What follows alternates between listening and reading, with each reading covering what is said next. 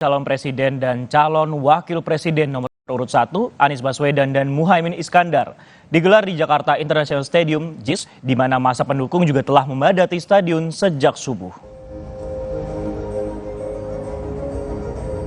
Pendukung dan parpol pengusung pasangan nomor urut 1, Anies Baswedan, Muhaimin Iskandar, memadati stadion JIS.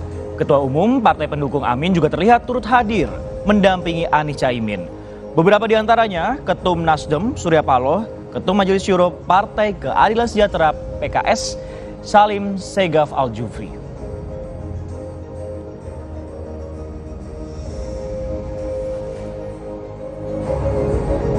Wahai orang kuat yang berkumpul di sini, kita datang di tempat ini karena kita menginginkan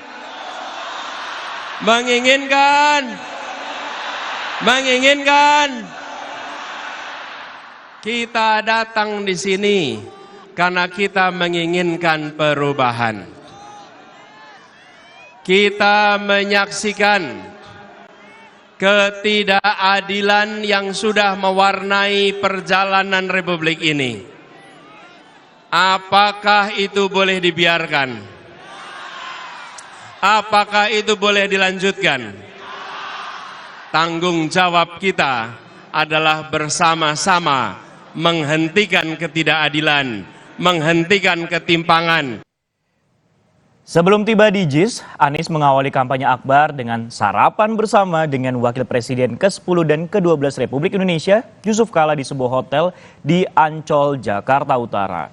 JK menyebut animo besar pendukung Amin merupakan representasi dari keinginan kuat masyarakat akan perubahan yang lebih baik. Terlebih menurut JK, Anies merupakan satu-satunya capres yang berkampanye dengan menyerap aspirasi dan mengajak masyarakat untuk berdiskusi. Saya kira sudah sangat efektif, satu-satunya yang bisa diskusi terus dengan masyarakat. Itu kan kalau hanya di lapangan, itu kan hanya memberikan yel-yel saja ya. Pidato sebentar, yel-yel banyak. Tapi kalau Anies dengan desa Anies itu kan berarti menyerap aspirasi dan memberikan pandangan. Kan jadi dua pihak kan.